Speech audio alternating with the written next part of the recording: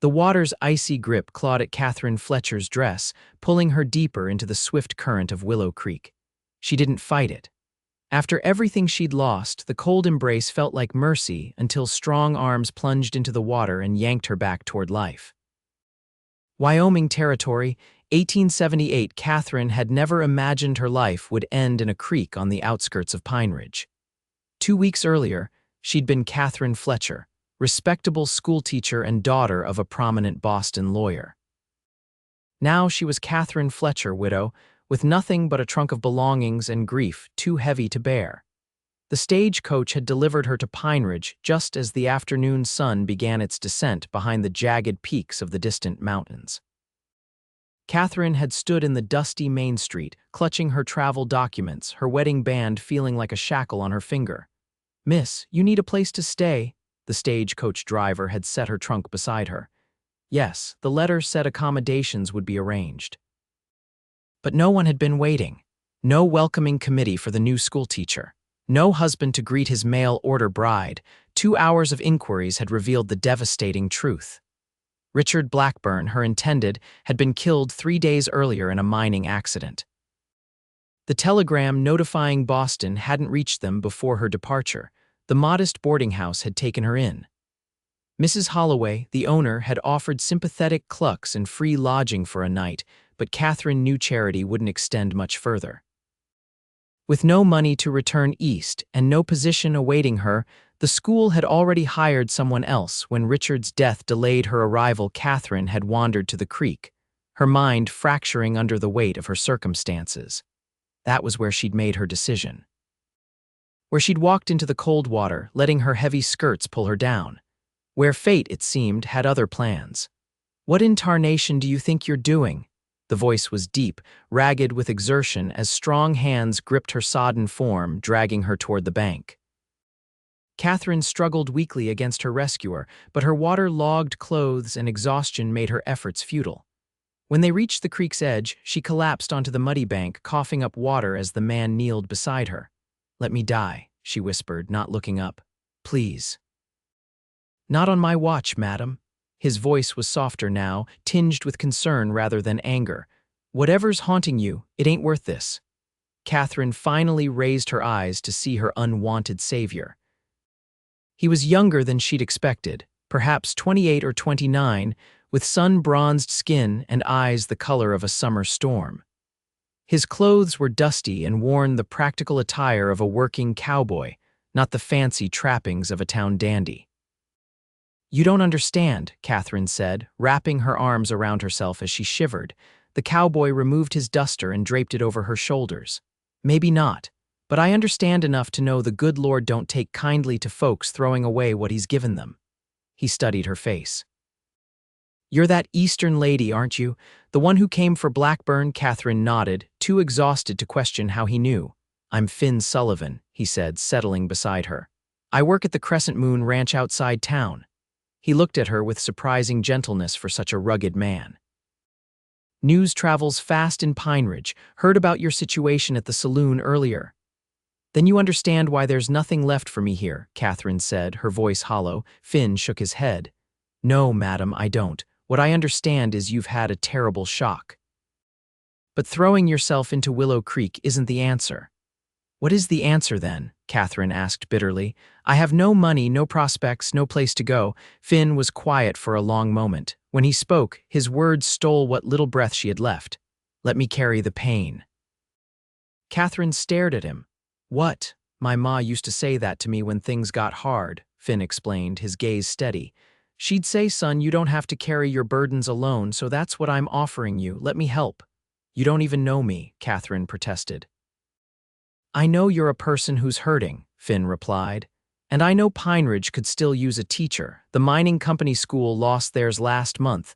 They've been making do with the preacher's wife, but she's expecting and can't continue." Katherine shook her head.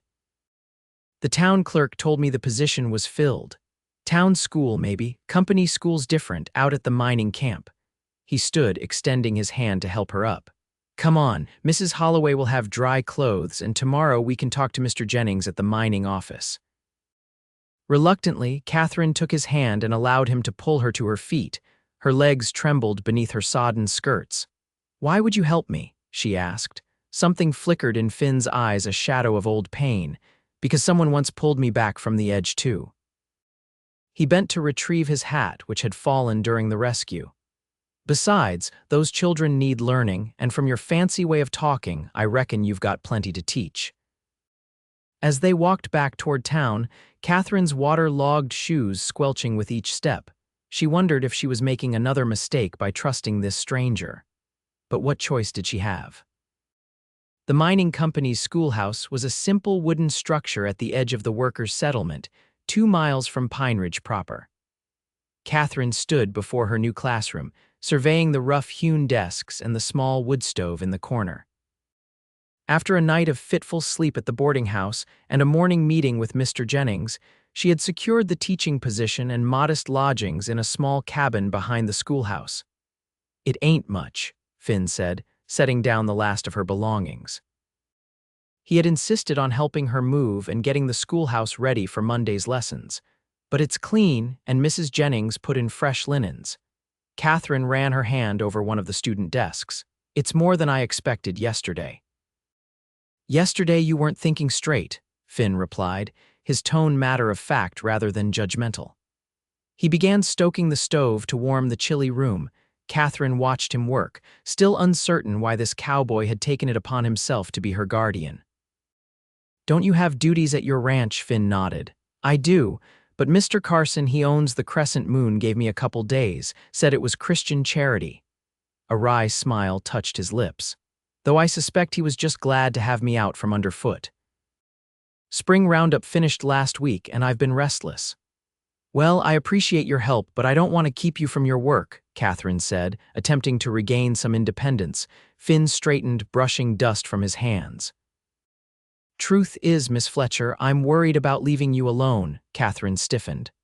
"I'm not going to try again if that's what concerns you." His eyes held hers. "Good to hear, but that creek ain't the only danger out here. Mining camps can be rough places. Some men don't take kindly to educated women coming in and changing things."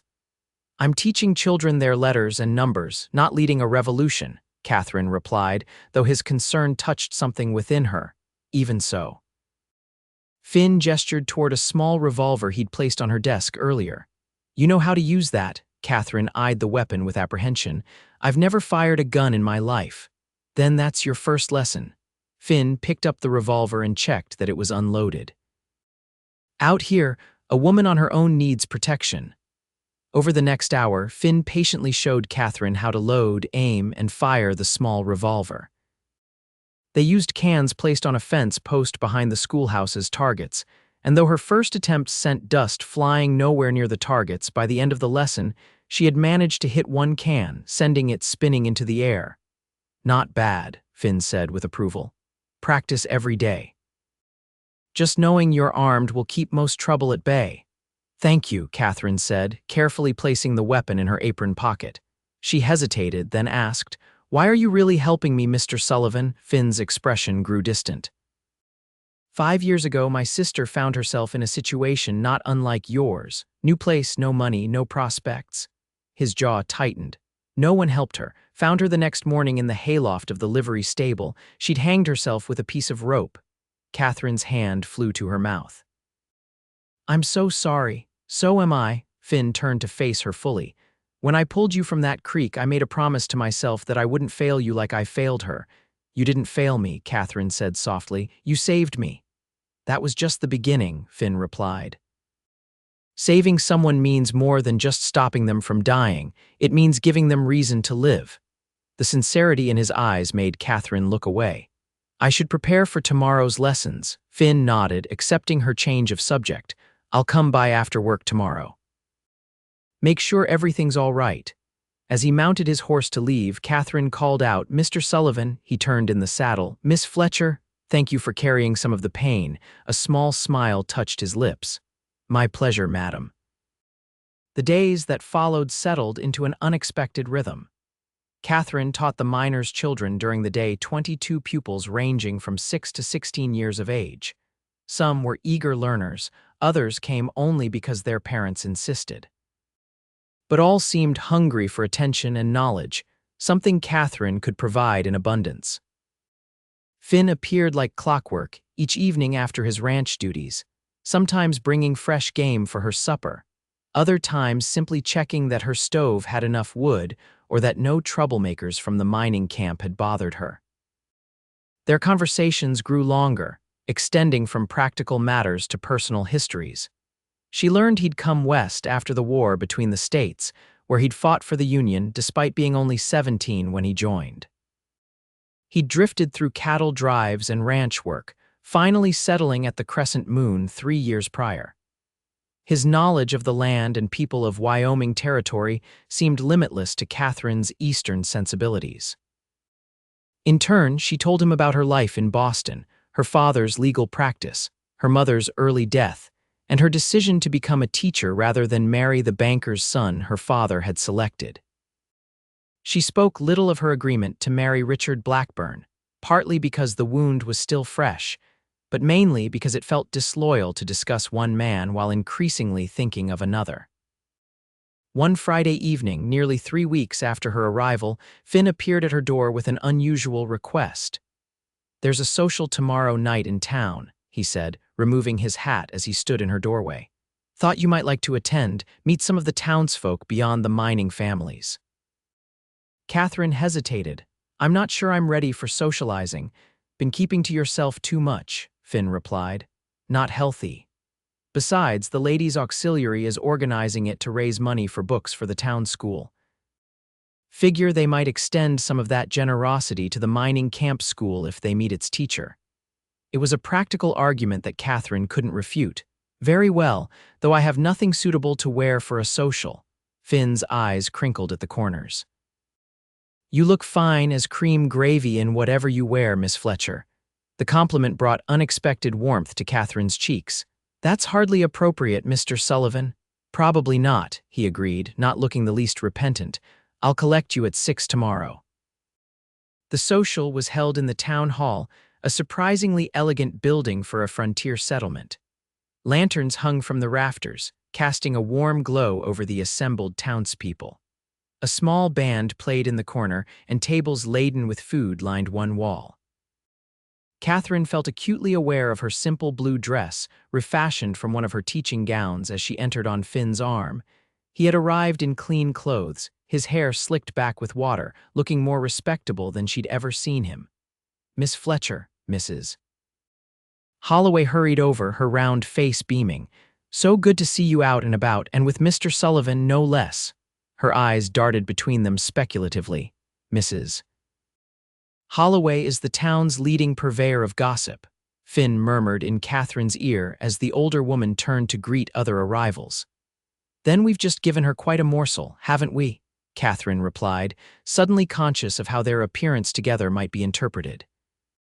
Finn's hand pressed gently against the small of her back. "Let them talk. You're a respectable schoolteacher and I'm a hard-working cowhand. Nothing improper about two friends attending a social." Friends. The word settled uneasily in Katherine's mind. These past weeks, Finn had become more than a friend to her, though she hesitated to define exactly what he was. The evening progressed pleasantly enough. Katherine was introduced to Pine Ridge's prominent citizens, the mayor and his wife, the bank manager, the owner of the general store. Most were cordial, if a bit reserved toward the mining camp teacher, as they referred to her. When the music shifted to a waltz, Finn turned to Katherine with raised eyebrows. "May I have this dance, Miss Fletcher?" Katherine hesitated. "I'm not sure it would be proper." "Proper went out the window when you decided to live alone in a mining camp," he replied with a grin. "Besides, folks are already talking. Might as well give them something worth talking about." Before she could protest further, he had led her onto the dance floor. His hand settled respectfully at her waist, the other clasping her gloved fingers. To her surprise, he was a competent dancer, guiding her smoothly through the steps. "Where did you learn to waltz, Mr. Sullivan?" she asked as he turned her beneath the lantern light. "My ma insisted all her children learn proper manners, even if we did live on a hardscrabble farm in Ohio," he replied. "Said she wouldn't have us shaming her if we ever found ourselves in polite company." Katherine smiled. "She sounds like a remarkable woman." She was, Finn agreed, his eyes softening with memory. Would have liked you, I think. She always said education was the only thing worth having that couldn't be stolen from you. As they danced, Katherine became aware of whispers and glances from the townspeople. Some looked approving, others clearly scandalized by her apparent familiarity with a common ranch hand. We're causing quite a stir, she murmured. Finn's gaze never left her face. You worried about your reputation, Miss Fletcher? Should I be? His hand tightened slightly at her waist. Not on my account. I've always conducted myself honorably. The intensity in his eyes made Katherine's breath catch. I never doubted it. When the dance ended, Finn escorted her to the refreshment table, where they were intercepted by a well-dressed man with silver at his temples. Miss Fletcher, the man said, tipping his hat. Walter Hargrove, president of the town council. Might I have a word? Finn's posture stiffened, but he stepped back politely. I'll fetch you some punch, Miss Fletcher. Once he had moved away, Mr. Hargrove's pleasant expression hardened. I understand you're teaching at the mining camp school. Yes, I am, Katherine replied. The children are making excellent progress. I'm sure they are, Hargrove said dismissively. However, I feel I should warn you about associating too closely with men like Sullivan. Katherine's spine straightened. And what sort of man is Mr. Sullivan? A drifter. A hired gun during the Johnson County troubles, not the sort a respectable teacher should be seen with. Hargrove lowered his voice. There are those on the council who believe the mining camp school should be staffed by someone with more discretion. Are you threatening my position, Mr. Hargrove? Katherine asked, keeping her voice steady despite her racing heart. Merely offering friendly advice, Hargrove replied. Pine Ridge is growing. We'll need a proper school eventually, with properly behaved teachers.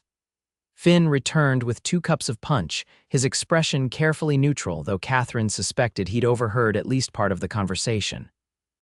Your refreshment, Miss Fletcher, he said, handing her a cup. Mr. Hargrove, evening. Hargrove nodded curtly. Sullivan, he turned back to Katherine. Consider what I said, Miss Fletcher. Good evening.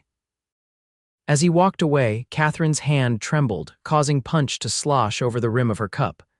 What did he say to upset you? Finn asked quietly. He suggested my association with you could jeopardize my teaching position, Katherine replied, seeing no reason to hide the truth. Finn's jaw tightened. Hargrove has never approved of me. His cattle operation lost land to the Crescent Moon last year in a legal dispute. It's more than that, Katherine said.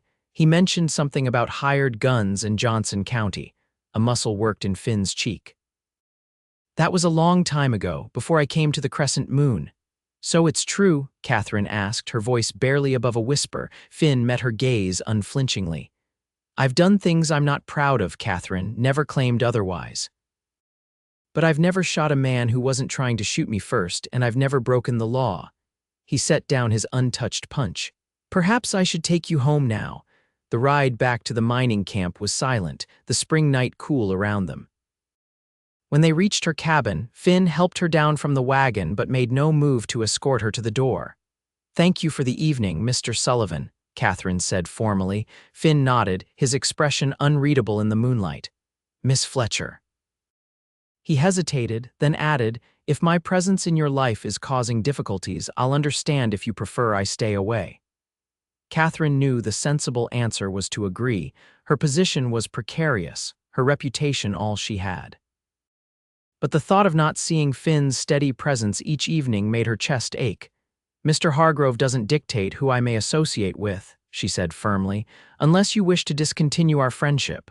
No, Finn said quickly. That's the last thing I want. Their eyes held for a long moment. Then, with a tip of his hat, Finn climbed back into the wagon and drove away, leaving Katherine wondering if she had just made the wisest or most foolish decision of her life. The weeks that followed brought changes to Pine Ridge and to Katherine's life. Spring blossomed fully into summer, bringing sweltering heat to the classroom and long, languid evenings on the small porch of her cabin. Her students showed remarkable progress, even the most reluctant learners now able to read simple texts and perform basic calculations. Finn continued his evening visits, though a new carefulness marked their interactions. He no longer stayed late into the evening, and their conversations, while still warm, avoided personal topics.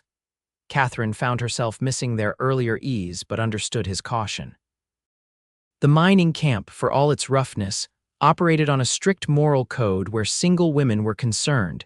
July brought Independence Day celebrations, and with them, an unexpected visitor to Katherine's classroom. Carson Reed, owner of the Crescent Moon Ranch and Finn's employer, arrived one afternoon just as she was dismissing her pupils. "Miss Fletcher," he said, removing his hat as the last child departed. "Hope I'm not interrupting." "Not at all, Mr. Reed," Katherine replied, recognizing him from town gatherings though they'd never been formally introduced. "What brings you to our humble schoolhouse?" Carson was an imposing figure, tall and broad-shouldered with a neatly trimmed beard showing the first hints of gray. He glanced around the classroom with approval. "Finn tells me you're doing wonders with these mining camp youngsters," he said. "Thought I'd see for myself before making my proposal." "Proposal?" Katherine echoed, setting down her chalk. Carson nodded. "The Crescent Moon's getting bigger. Got 6 families living on the property now, with 11 children between them. Too far to send them into town for schooling." He gestured around the classroom. "Thought maybe you'd consider teaching at the ranch instead. Better facilities, better pay, nicer living quarters." Katherine's mind raced. "What about my students here? Mining company's bringing in a new teacher anyway," Carson replied. "Hargrove's wife's niece, I hear. They've been looking for a reason to replace you since that social in May." "I see." Katherine's hands clenched at her sides. "And does Mr. Sullivan know about your offer?" A knowing look crossed Carson's weathered face. "It was his idea, though he'd never admit it. Boy's been sweet on you since he fished you out of that creek." Katherine felt heat rise to her cheeks. "Mr. Sullivan and I are merely friends." "If you say so," Carson replied, clearly unconvinced. "But friend or more, he's worried about you out here alone, especially with Hargrove looking for reasons to cause trouble." "When would you need my answer?" Katherine asked, needing time to think. "Take a week," Carson said, replacing his hat. "Come out to the ranch Saturday if you'd like to see the place first. Finn can bring you." After he left, Katherine sat at her desk for a long time, considering the unexpected turn of events. Moving to the Crescent Moon would solve several problems: her precarious position at the mining camp, her isolation, the lingering whispers about her association with Finn. But it would also place her directly in his orbit, complicating the careful boundaries they'd established. That evening, when Finn arrived with his usual offering fresh trout from the creek, Katherine confronted him immediately. "Mr. Reed visited me today," she said as they sat on her porch. "With a job offer you apparently orchestrated." Finn focused intently on cleaning the fish. "Carson makes his own decisions. But it was your idea," he sighed, setting down his knife. "Hargrove's been making noise about replacing you, said a woman who tried to drown herself isn't fit to teach children." Katherine flinched. "How did he find out about that?" "Same way everyone finds out everything in this town," Finn replied grimly. "Someone saw us that day by the creek. Didn't think much of it until Hargrove started looking for reasons to get rid of you. And your solution was to have me teach at your ranch." Katherine asked, her voice rising slightly. "Did it occur to you to discuss this with me first?" Finn finally looked at her, his expression earnest. "I wanted Carson to make the offer official-like, didn't want you thinking I was overstepping." "Arranging my future without consulting me is the definition of overstepping, Mr. Sullivan," Katherine replied, though there was more hurt than anger in her voice. "You're right," Finn admitted. "I should have talked to you, but seeing you out here alone with Hargrove circling like a vulture." He ran a hand through his hair in frustration. "I care about what happens to you, Katherine, more than I should, probably." The use of her first name wasn't lost on her. "And what exactly does that mean?" Finn stood abruptly, moving to the porch railing. "It means I've been fighting feelings that a man in my position has no right to have for a lady like you." Katherine's heart stuttered. "What position is that?" "You know what I am," he said, his back to her. "A cowhand with blood on his hands from the Johnson County War. No education beyond what my ma taught me, no prospects beyond working other men's cattle." "That's not how I see you," Katherine said softly, rising to stand beside him. Finn turned to face her, their proximity suddenly intimate in the gathering dusk. "How do you see me then?" "As the man who gave me reason to live when I'd lost hope," she replied honestly. "As someone honorable and kind, someone who carries others' pain without complaint." His eyes darkened. "Katherine." "I'll consider Mr. Reed's offer," she said quickly, stepping back from the intensity building between them. "But not because I fear Mr. Hargrove or because you think it's best. I'll consider it because it might be the right choice for me." Finn nodded, respecting her assertion of independence. "Fair enough." He hesitated, then added, "For what it's worth, I think you'd like it at the Crescent Moon. It's peaceful there, beautiful country." "And you would be there," Katherine said, the words escaping before she could stop them. A slow smile spread across Finn's face. "Yes, madam, I would." The following Saturday, Finn arrived early to take Katherine to the Crescent Moon Ranch. The property lay 15 miles west of Pine Ridge in a verdant valley sheltered by rolling hills. As they crested the final rise, Katherine gasped at the view spread before her, a sprawling ranch house surrounded by outbuildings, corrals full of horses, and vast pastures where cattle grazed in the distance. "It's magnificent," she breathed as Finn helped her down from the wagon. "Carson's been building it for 20 years, Finn replied with evident pride. "Started with nothing but a claim and 10 head of cattle." Carson himself emerged from the main house to greet them, accompanied by a smiling woman Katherine assumed was his wife. "Miss Fletcher, welcome to the Crescent Moon," he said warmly. "This is my wife, Eleanor." Eleanor Reed was a handsome woman in her 40s with kind eyes and a firm handshake. "So pleased you've come, Miss Fletcher. Finn speaks very highly of you." "Does he?" Katherine glanced at Finn, who suddenly found the ground fascinating. "Constantly," Eleanor confirmed with a knowing smile. "Now, let me show you the schoolroom while the men discuss whatever important ranching matters they discuss when women aren't present." The schoolroom exceeded Katherine's expectations. Located in a converted bunkhouse near the main house, it boasted new desks, a large blackboard, bookshelves filled with volumes Katherine had only dreamed of having at the mining camp, and large windows that flooded the space with natural light. "It's perfect," she told Eleanor, running her fingers along the smooth surface of the teacher's desk. "The children are eager to meet you," Eleanor said. "We've had them working through McGuffey's readers with me, but I'm no teacher." "And my accommodations?" Katherine asked, practical considerations asserting themselves. Eleanor led her to a small but well-appointed cabin a short distance from the schoolhouse. Carson had this built for the teacher. It was Finn's idea to add the garden plot out back. Said you'd mentioned enjoying growing things. Katherine's throat tightened at this evidence of Finn's thoughtfulness. "It's lovely. He's a good man," Eleanor said softly. "Better than he believes himself to be." "I know," Katherine replied, unable to pretend she didn't understand the older woman's meaning. They rejoined the men for a tour of the rest of the ranch, followed by dinner in the main house. Throughout the evening, Katherine found her gaze repeatedly drawn to Finn, who moved with easy confidence in these familiar surroundings.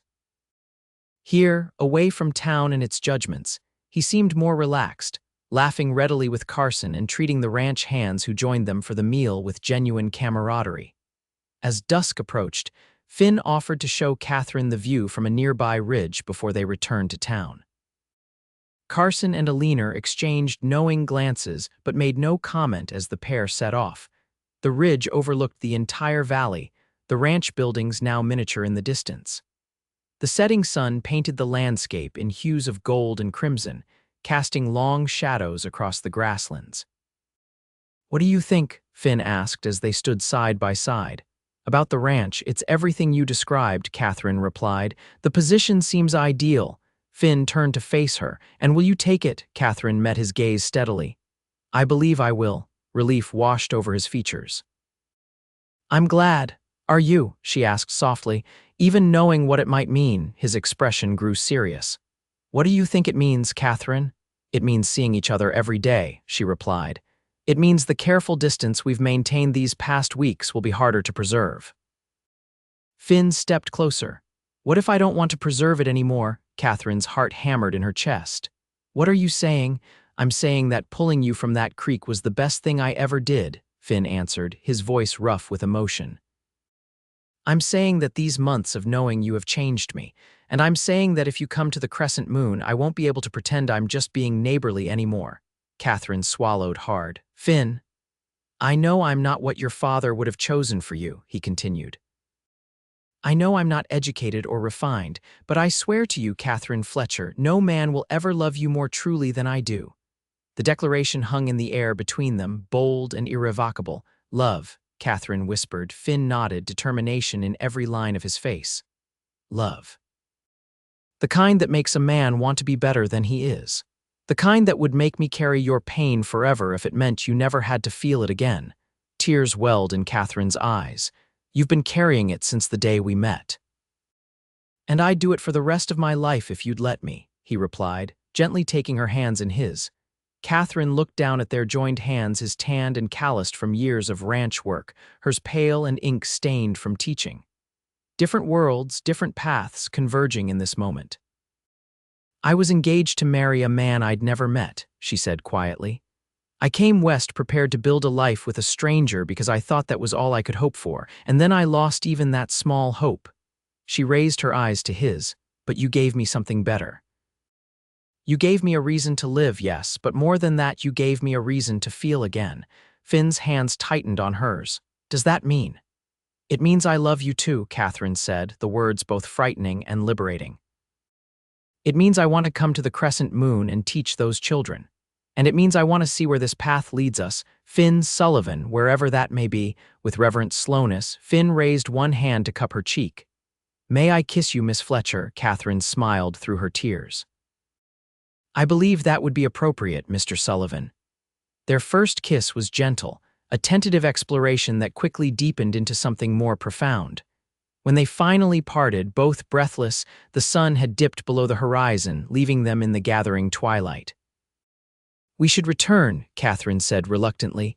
It's a long ride back to town. Just a little longer, Finn murmured, drawing her into his arms again. We have time.